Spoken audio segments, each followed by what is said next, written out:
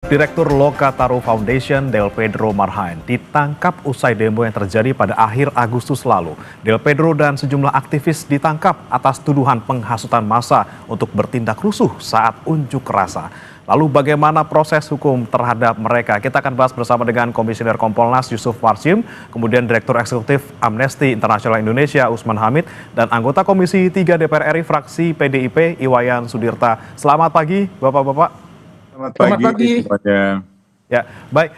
Saya mau ke Pak Yusuf terlebih dahulu. Anda melihatnya sejauh ini seperti apa proses hukum terhadap Del Pedro dan juga sejumlah aktivis dan juga ada beberapa orang yang masih ditahan terkait demo Agustus lalu?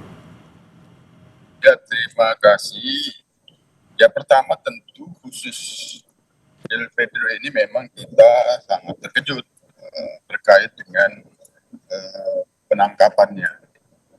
Hanya tentu mekanisme SOP penangkapan sebelum seseorang itu ditetapkan sebagai tersangka kan itu memiliki waktu 1 kali 24 jam. Itu pun penyidik didasarkan pada bukti permulaan yang cukup.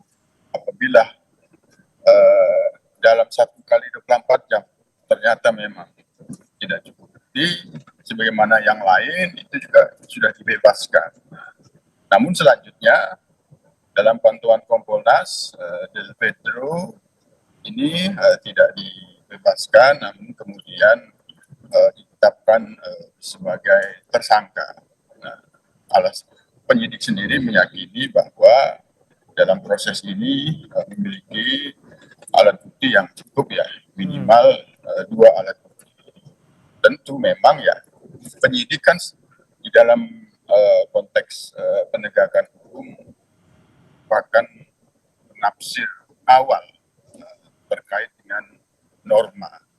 Hanya dalam proses penyidikan kan dia dituntut memenuhi di dalam menafsirkan norma itu pada 2 alat bukti, minimal 2 alat bukti.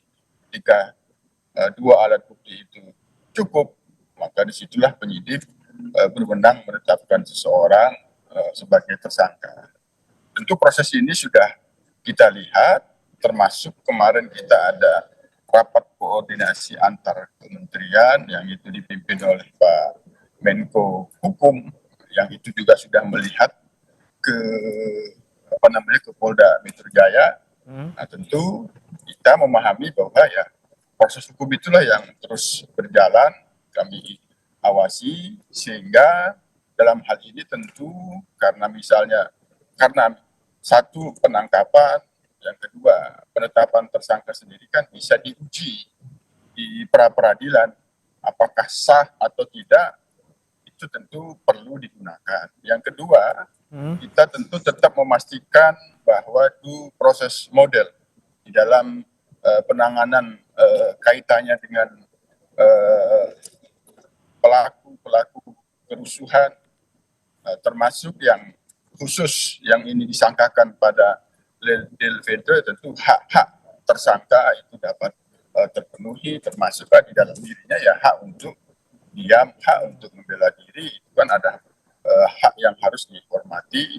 Yang kita pastikan juga bahwa proses pemeriksaan terhadap siapapun, ya termasuk ya Del Pedro, prosesnya itu tidak ada intimidasi, tidak ada kekerasan, semuanya sesuai dengan SOP, kode etik, profesional, prosedural, dan proporsional. Itu yang kami pastikan di dalam proses pemeriksaan penyidikan khususnya terhadap Del Pedro dan yang lainnya terkait dengan kerusuhan di dalam beberapa waktu lalu.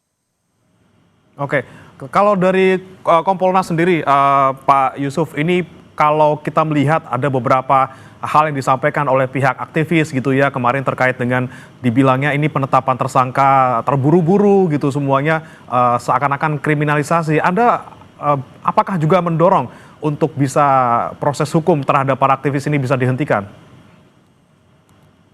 Ya, ya kalau mengajak orang unjuk rasa ya itu tidak ada pelanggaran, kan itu yang paling utama.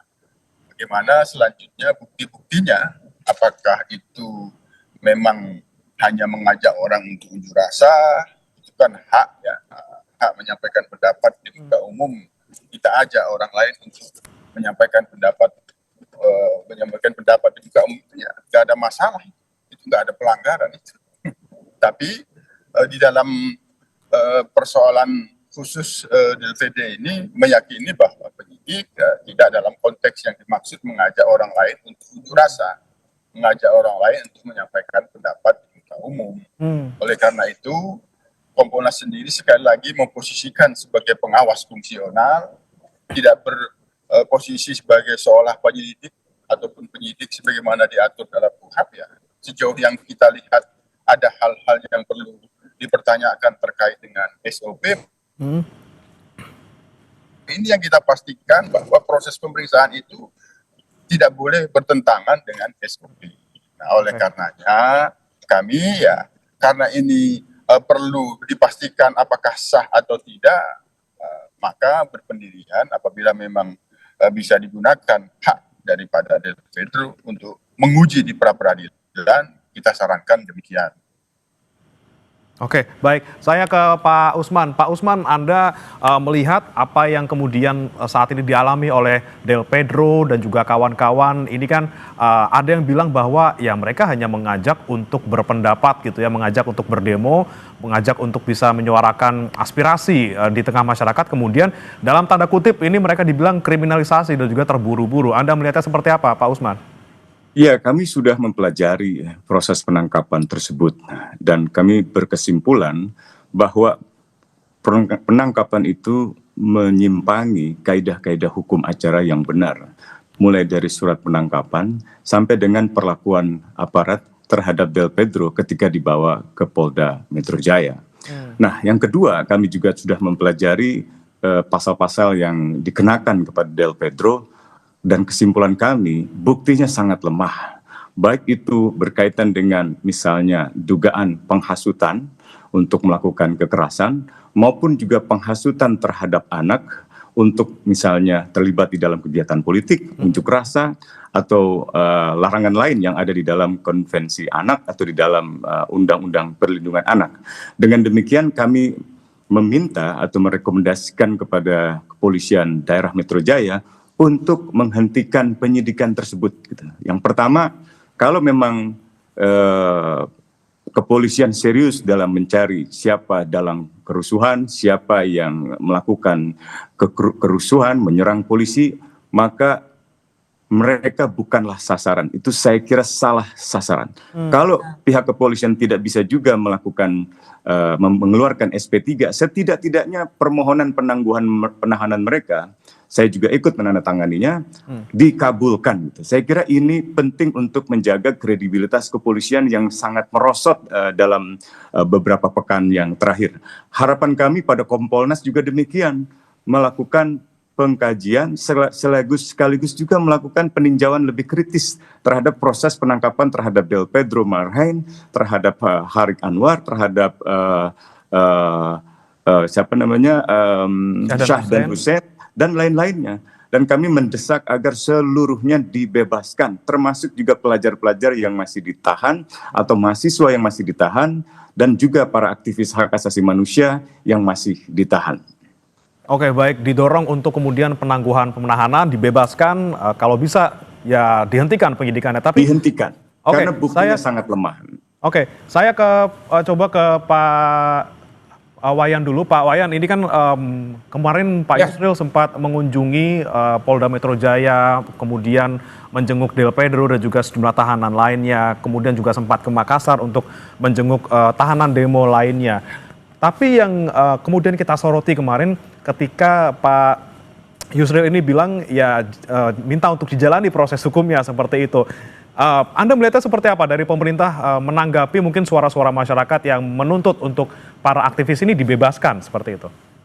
Ya, mohon maaf kalau kita mau belajar dari negara maju, dan kalau kita mau maju, kedatangan Pak Yusril dan Pak Oto itu sebenarnya harus bermakna besar.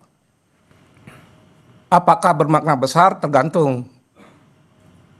ketika beliau itu persiapan mengunjungi Del Pedro, ada nggak dalam pikiran mereka itu, saya harus menegakkan demokrasi di negeri ini. Saya harus menegakkan kepastian hukum dalam pengertian yang adil. Kebersamaan di depan hukum. Yang ketiga, Pak Yusril ini kan orang pemerintahan. Adakah pikiran yang ketiga yang ada berkecamuk dalam dirinya bahwa eksekutif tidak boleh intervensi dalam perkara-perkara seperti ini. Jangan sampai polisi menjalankan pikiran-pikiran eksekutif, karena kalau di negara-negara maju ini sangat dilarang. Dan mereka mengatakan harus taat pada trias politika gitu. Jadi negara maju ini fondasi konstitusinya ada 3 hal. Demokrasi, kepastian hukum, dan trias politika. Nah, kita menunggu, harus bersangka positif. Kehadiran Pak Otto dan Pak Yusril itu harus bermakna untuk 3 hal itu. Dan kalau itu disertai dengan political pemerintah sebelumnya yang ingin memastikan bahwa LP itu tidak penuh dengan tahanan itu harus dikurangi karena banyak sekali memakan biaya. Anggaran kita, pajak rakyat itu berapa triliun digunakan untuk membiayai tahanan. Maka pemerintah jauh-jauh hari belum kejadian ini sudah punya kemauan politik untuk mengurangi sejauh mungkin tahanan-tahanan yang ada selama ini. Yang kedua, filosofi penahanan. Ada yang salah, saya termasuk yang menjadi sekretaris KP2 HAP. Saya bangga dulu karena KUHAP dianggap karya besar, disambut baik, dan saya di situ sekretaris dari kelompok-kelompok masyarakat sipil dan advokat. Ternyata kita kurang cermat di situ.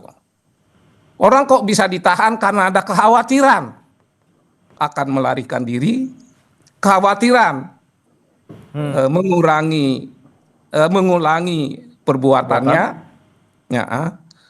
Kok baru kekhawatiran orang boleh ditahan? Saya minta maaf pada masyarakat. Nah ini dia Pak Wayan, kalau kita perhatikan. Kok baru kekhawatiran?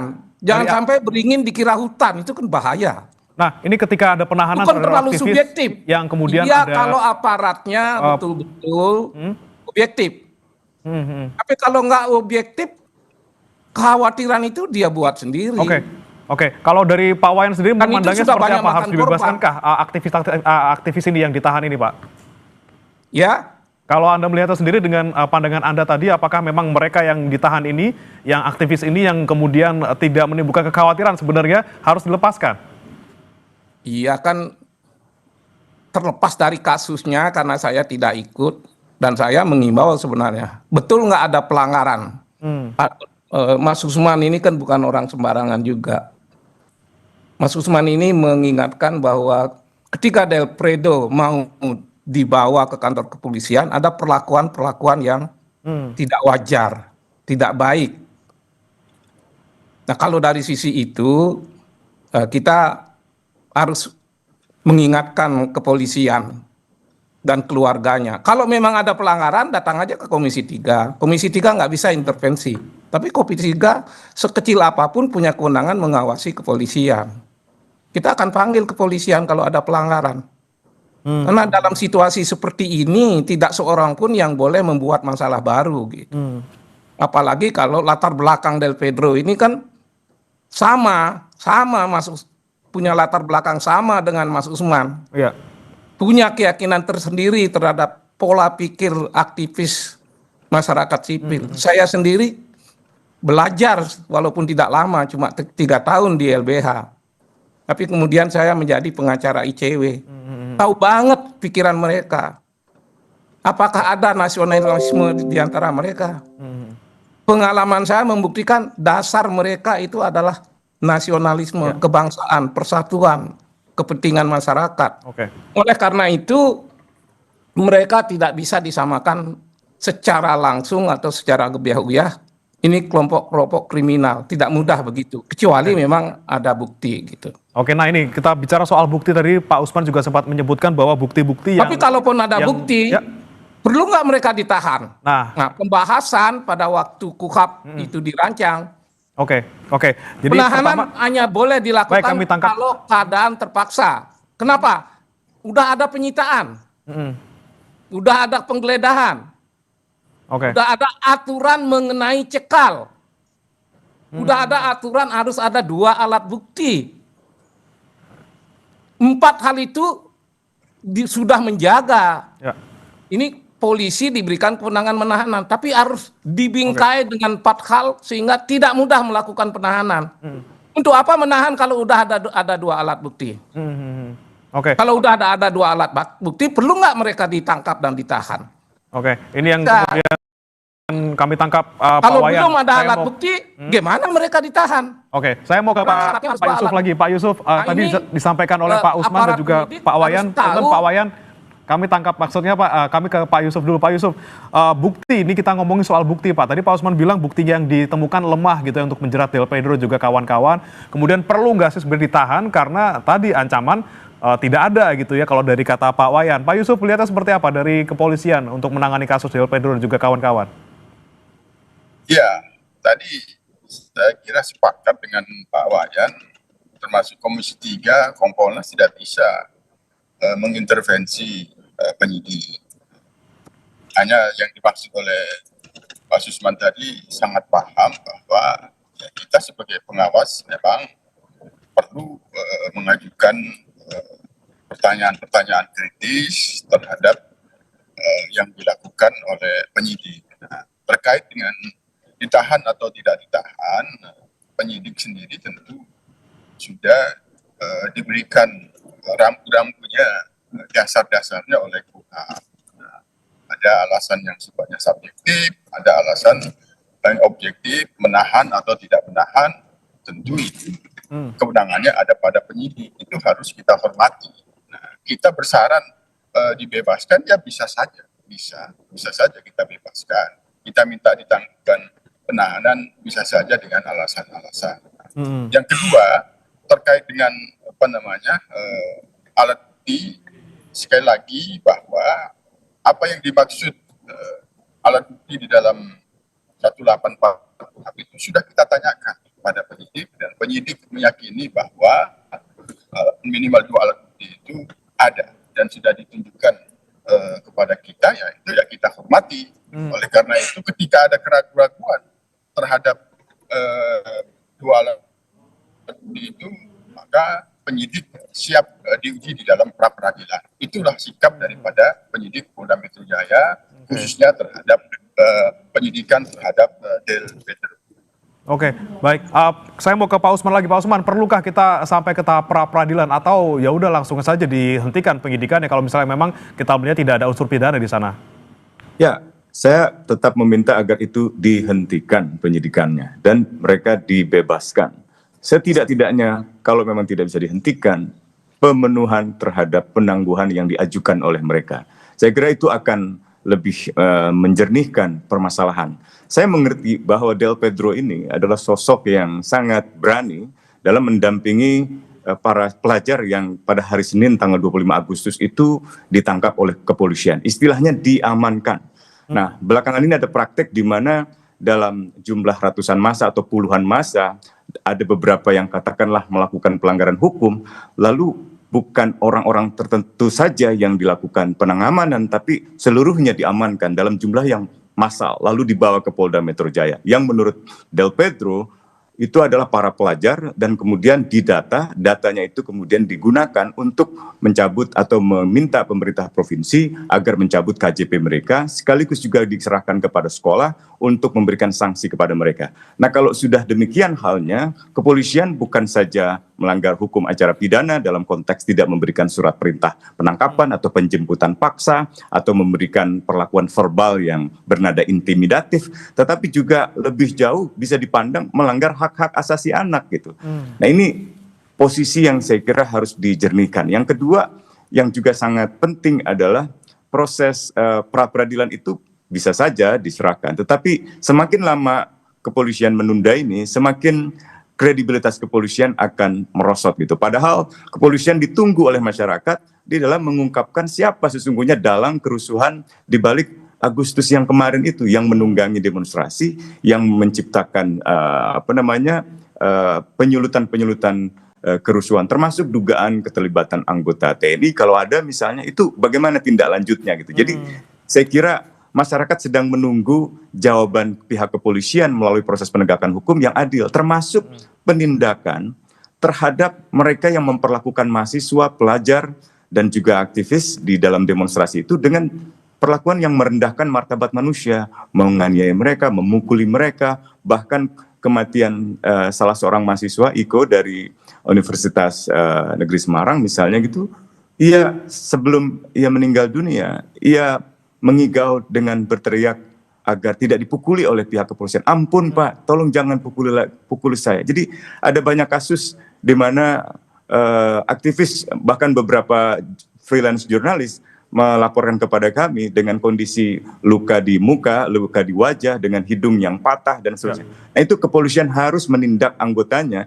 yang melakukan tindakan penyiksaan atau tindakan lain yang merendahkan martabat manusia, termasuk mengungkap keterlibatan anggota-anggota militer atau anggota polisi yang terlibat di balik kerusuhan tersebut. Gitu. Oke, dibandingkan memproses hukum aktivis-aktivis yang mungkin bersuara dan merasa memang tidak melakukan hal yang melanggar hukum, lebih baik fokus ke hal-hal lain. Nanti akan saya tanyakan ke Pak Yusuf lagi dan juga nanti ke Pak Wayan, tapi saudara jangan beranjak dulu, kami akan kembali setelah jeda berikut ini.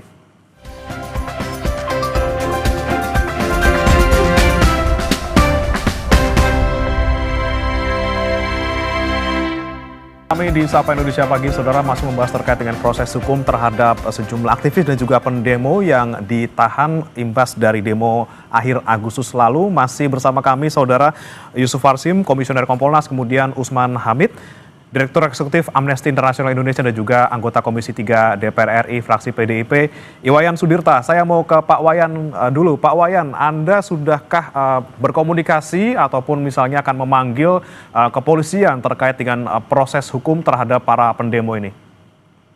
Yang saya tahu, entahlah di luar pengetahuan saya, inisiatif memanggil mereka belum.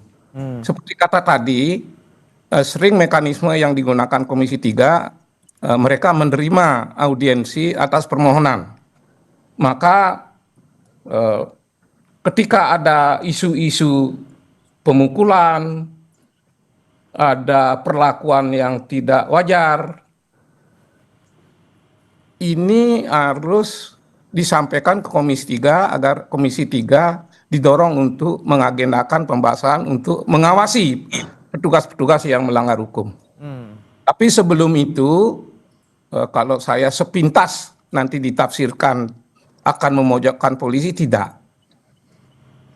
Saya salah satu yang selalu mendorong anggaran polisi itu naik sampai ratusan triliun itu. Sebab saya tahu betapa pentingnya polisi yang baik gitu. Karena itu perlu dikasih anggaran yang cukup. Dan saya melihat sendiri untuk kejadian ini ada salah seorang tokoh masyarakat menelpon saya, Pak, itu ada anak Sumatera Utara kuliah di ISI, sekarang berada dalam tahanan. Dia bertanya dan minta tolong, boleh nggak saya minta tolong? Pertama, jangan anak itu dipukulin. Kedua, dia sekolah, dia mahasiswa, boleh nggak dia mendapat penangguhan? Saya hubungi pengacara di Bali, tolong dibantu. Malam itu juga melalui telepon, pejabat kepolisian Bali itu tanggapnya luar biasa. Saya bilang luar biasa. Pertama, dia pastikan tidak akan ada pemukulan. Pasti. Sehingga malam itu saya sudah bisa memberi kabar pada keluarganya. Soal penangguhan penahanan, nanti kita lihat. Tahu-tahu 2 hari berikutnya penahanan ditangguhkan. Kalau bicara seperti ini, apakah polisi bisa diandalkan? Saya hanya mengatakan sebagian polisi itu masih baik, masih bagus. Dan saya melihat sendiri. Tapi kalau polisi yang baik ini harusnya menjadi contoh yang patut ditiru oleh polisi-polisi lain. sekarang kan di daerah lain bertanya, kalau ada yang bisa ditangguhkan seperti halnya di Bali, kenapa di daerah lain tidak? Apa yang membedakannya? Nah, itu dia tuh Nah, Pak ya. yang membedakan itulah yang harusnya polisi memperkuat transparansi dalam bekerja. Kenapa berbeda? Jelaskan biar masyarakat bisa terima. Saya juga sampai sekarang kan agak nyesek juga. Kenapa yang di Bali bisa gitu? Kenapa yang di tempat lain tidak? Oleh karena itu yang namanya kerja-kerja polisi dalam melakukan penyidikan, dia harus melakukan penyidikan yang akuntabel. Kalau prinsip-prinsip hukum di negara maju, penyidikan yang akuntabel itu yang seperti apa? Ya, dia menegakkan kesamaan warga negara di depan hukum. Yang kedua, dia harus jujur. Penyidik itu harus jujur. Dia harus objektif. Dan yang paling penting lagi, penyidikan harus terpercaya hasilnya. Ya. Harus terpercaya. Kalau penyidikan terpercaya, hasil akhirnya putusan pengadilan terpercaya juga. Oke, baik. Yang Baik. terakhir, Mas Usman ini kebetulan kan apa maksudnya ditujukan ke saya atau secara umum, tapi saya merasa harus menanggapi pernyataan Mas Usman mengenai dalang itu, Mas. Bisa jadi pengalaman saya dan Mas Usman itu mirip-mirip begitu. Maka himbauan itu jangan dianggap angin lalu. Apa benar mahasiswa ini dalangnya? Betul nggak mahasiswa ini dalangnya sehingga harus ditangkap, harus ditahan, dan tidak diberi penangguhan. Oke. Jika bukan dia dalangnya, polisi juga harus transparan untuk hal apa? Buktikan bahwa omongan dia itu betul-betul merupakan hasutan.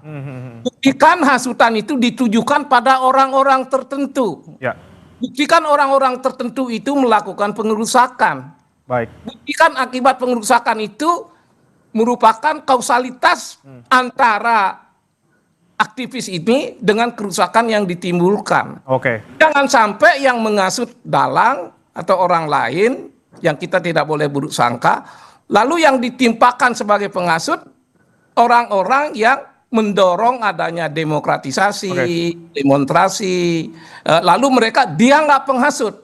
Oke. Kalau orang berbicara demokrasi dianggap penghasut, masa depan demokrasi kita seperti apa? Baik. Bagaimana kita mengharapkan investasi ke dalam negeri berlimpah Baik, kalau baik. demokrasi kita tidak wujudkan kepastian hukum tidak? Oke, Pak Wayan. Ya, saya tangkap Pak Sutar tadi terkait dengan transparansi proses hukum, kemudian bagaimana membuktikan mereka benar-benar bersalah atau tidak. Saya mau ke Pak Yusuf. Pak Yusuf, ini kan Boleh tadi saya kasih usul sebelum Pak Yusuf? Oh, silakan kalimat Pak Usman dulu, silakan Pak.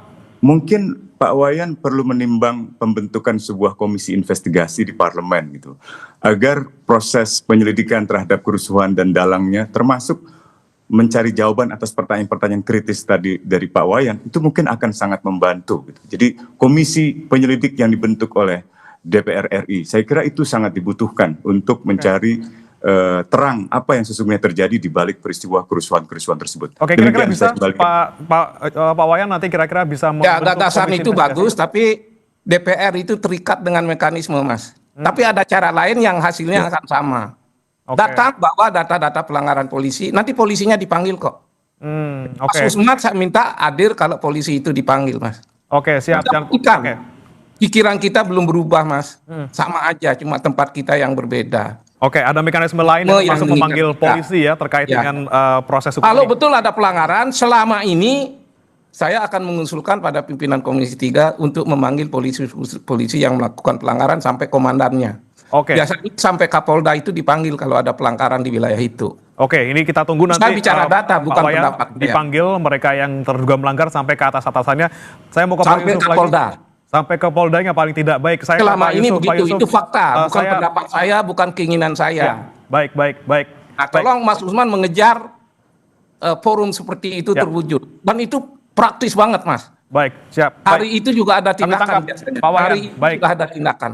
Baik, Pak Yusuf, saya mau ke Anda terkait dengan tadi transparansi, bagaimana kemudian kok ada yang bisa ditangguhkan penahanannya, ada yang tidak, kemudian bagaimana memastikan perlakuannya adil untuk semuanya gitu, yang pantas dibebaskan atau ditangguhkan penahanannya ya harus dibebaskan. Apakah harus menunggu dulu ngomong ke DPR dulu, ngomong ke kuasa hukum, baru kemudian bisa ditangguhkan penahanannya? Dan bagaimana kemudian dengan proses terkait dengan pencarian dalang dari kerusuhnya demo kemarin? Ya, yang pasti apabila polisi menangkap yang melakukan unjuk rasa atau demonstrasi, itu salah, itu pelanggaran. Karena unjuk rasa, demonstrasi itu dijamin konstitusi. Ada undang-undangnya, nomor 9 tahun 1998 tentang kebebasan menyampaikan pendapat di muka umum. Jadi kalau polisi bertindak menangkap, menahan yang unjuk rasa, itu salah. Itu pelanggaran besar.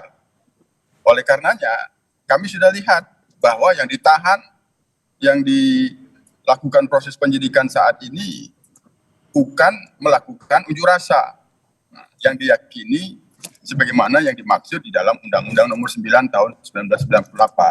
Nah, oleh karena itu, tugas kepolisian dalam hal penyidikan itu kan menyangka, menduga. Nah, sejauh mana akuntabilitas yang mereka sangkakan itulah yang kita awasi. Termasuk Komisi 3 mengawasi itu apabila ingin meminta penjelasan daripada Polda Metro Jaya, yaitu bagian dari kewenangan Komisi 3. Termasuk juga Kompolnas, kami melihat langsung, kami minta penjelasan langsung. Termasuk ketika ada, ya ini nanti jangan sampai jadi paradoks, teman-teman yang Mas Usman sampaikan, ketika menolak penahanan tapi meminta penangguhan penahanan, itu menjadi paradoks. Kalau memang yang dimaksud penahanan itu tidak punya dasar, penangkapan itu tidak punya dasar hukum, maka itu seharusnya tidak perlu meminta penangguhan. Jadi menjadi paradoksnya. Hanya sekali lagi yang kita tuntut dalam hal ini adalah transparansi dan akuntabilitas penyidik. Penyidik harus siap menerima resiko ketika itu apa yang dilakukan di dalam proses penangkapan, penahanan, penyidikan yang itu diyakini oleh penyidik bahwa ini bukan melakukan kegiatan unjuk rasa sebagaimana yang dimaksud di dalam Undang-Undang Nomor 9 Tahun 1998, maka mereka siap. Nah, kami sendiri Kompolnas ketika melihat memang ada pelanggaran, tentu kami rekomendasikan itu diproses oleh pengawas internal, oleh bidang profesi, oleh Propam. Itu yang tentu kita lakukan. Namun sekali lagi, ketika hal kaitannya dengan penahanan, ya kita memang tetap menghormati bahwa penyidik menahan dan tidak menahan itu punya dasar sebagaimana dimaksud di dalam KUHP. Hanya dengan alasan-alasan tertentu itu bisa dilakukan penahanan, itu yang tentu kita akan lihat. Nah, kaitannya dengan anak, itu sudah ada saran-saran untuk dilakukan upaya restoratif justice kaitannya dengan yang itu dalam anak, yang itu memang tidak punya kaitan langsung, memang ada perbuatan tapi tidak punya kaitan langsung, ikut-ikutan, itu sudah ada banyak yang dibebaskan, tapi tetap ada upaya restoratif justice, itu yang sudah kita sampaikan. Oke, Pak Yusuf, satu pertanyaan lagi terkait dengan bagaimana kemudian progres terkait pemrosesan hukum terhadap aparat yang bertindak kekerasan, yang melanggar prosedur di lapangan, kemudian juga bagaimana mencari dalang dari rusuh ini, termasuk tadi ada tudingan terkait dengan keterlibatan anggota TNI maupun polisi di sana. Ya, sebagaimana yang sudah sering terjadi ketika ada unjuk rasa dan kemudian menimbulkan pelanggaran hukum, anarkisme, dan itu menimbulkan korban, dan apabila ada pelanggaran yang dilakukan oleh anggota, itu diproses, dimintain pertanggungjawabannya, sebagaimana yang sudah saat ini juga berjalan, yang kemarin itu 7 anggota yang kaitannya dengan rantis mobil itu diproses, dan di beberapa wilayah yang itu ada dugaan pelanggaran dilakukan oleh anggota itu diproses. Itu kami pantau, kami awasi. Nah, kaitannya dengan apakah ada aktor intelektual di balik kerusuhan itu. Nah, inilah dalam proses penyidikan. Apabila pihak-pihak yang sedang disidik itu bisa ada fakta-fakta yang bisa muncul dari sana, ya tentu itu bisa akan terlihat. Apakah yang dituduhkan menghasut itu, disangkakan menghasut itu dia berdiri sendiri, punya jaringan, nah, jaringan itu apabila ada, ya pasti apabila fakta-faktanya ada itu bisa terungkap. Hanya sekali lagi yang dituntut di sini sejauh mana penyidik transparan dan akuntabel itu yang akan bisa mengungkapkan apakah memang ada dalangnya atau tidak. Oke, semuanya masih dalam proses penyidikan. Kompolnas menyoroti tadi ya lagi-lagi transparansi proses yang ada di dalamnya. Terakhir saya mau ke Mas Usman. Anda melihatnya ini kan seperti ada pembungkaman gitu ya. Kalau banyak orang yang bilang termasuk Anda juga pembungkaman terhadap kebebasan berpendapat seperti itu. Nah, bagaimana kemudian kita bisa membedakan dan juga melihat rambu-rambunya gitu di satu sisi kita ingin bebas berpendapat, tapi di sisi lain juga jangan sampai dianggap menghasut atau memprovokasi sehingga bisa diproses hukum. Ya, saya ambil contoh begini ya. Misalnya banyak pelajar yang ditangkap itu terafiliasi ke blok politik pelajar. Dan Del Pedro dan kawan-kawan itu juga ditangkap, ditahan terkait dengan unggahan media sosial di Instagram misalnya oleh blok politik pelajar.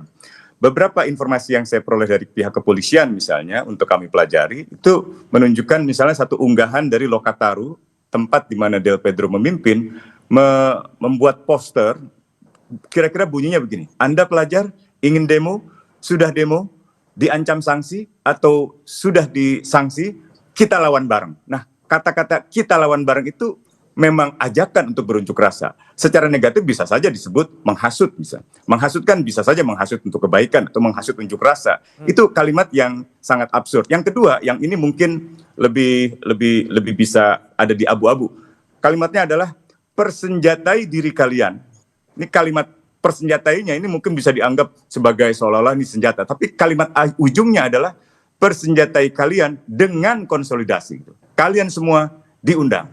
Itu kalimat-kalimat alegoris gitu. Atau misalnya pukul mundur pihak kepolisian. Itu sama seperti pukul mundur krisis iklim itu. Itu ungkapan-ungkapan metaforik, ungkapan-ungkapan alegoris yang biasanya digunakan oleh para aktivis tanpa dimaksudkan untuk melakukan tindakan kerusuhan atau menyerang manusia yang lain. Atau misalnya ketika Del Pedro di Polda Metro Jaya pada hari Senin malam, dia datang meminta agar pihak Polda membebaskan para pelajar yang ditangkap. Para pelajar itu mengharapkan dukungan Del Pedro dan kawan-kawan. Del Pedro mengatakan, bebaskan semua malam ini, bebaskan mereka, karena kalau mereka memang melakukan kerusuhan, kenapa mereka harus dipukuli? Kenapa ada yang bonyok? Kenapa? Dan seterusnya. Kan polisi berargumen, ini diamankan. Kalau diamankan, kenapa ada yang luka-luka? Kenapa ada yang berdarah? Kenapa ada yang bonyok? Itu pandangan-pandangan Del Pedro yang sangat kritis, yang dugaan saya mungkin menimbulkan ketersinggungan di kalangan Sersa atau di kalangan Polda Metro Jaya, khususnya Satkamnek misalnya, sehingga dalam proses penjemputan paksa Del Pedro juga dipengaruhi oleh pengalaman-pengalaman berinteraksi dengan Del Pedro yang mungkin kurang menyenangkan dalam tanda petik bagi kepolisian. Nah, jangan sampai itu yang jadi dasar gitu. Apalagi ketika dijemput paksa tidak ada surat penangkapan. Gitu. Nah, kenapa saya ajukan penangguhan penahanan? Karena teman-teman sudah mengajukan itu, tetapi titik tuntutan utama kami, bebaskan mereka sekarang ini, hentikan penyidikan terhadap mereka gitu, hentikan penyidikan ini, karena tidak ada bukti. Kalaupun ada bukti yang tadi saya sebutkan sangat-sangat lemah, dan itu akan merugikan pihak kepolisian sendiri. Dan yang kedua yang terpenting adalah penyelidikan independen, entah itu oleh presiden melalui tim gabungan pencari fakta atau oleh parlemen melalui suatu komisi penyelidik. Itu saya kira akan sangat baik. Saya menghargai tawaran Pak Wayan untuk digelar rapat dengar pendapat dengan pihak Kapolri atau dengan pimpinan lembaga lainnya. Karena hasilnya menurut pengalaman saya saja, Pak Wayan, ada audiensi Kapolda diundang tuh hasilnya bisa hari itu, Mas. Ya, terima kasih Pak Wayan. Lebih cepat. Kita nantikan dari Komisi 3 juga, kemudian bagaimana kita awasi bersama kepolisian dalam proses hukum ini. Jangan sampai mereka yang tidak bersalah, mereka yang hanya ingin berpendapat kemudian dikriminalisasi, tapi mereka yang memang terbukti melakukan itu.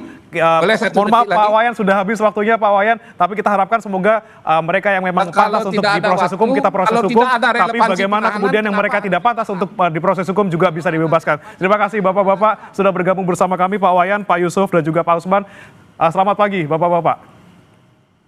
Mas Usman, Pak Wayan, sampai ketemu lagi.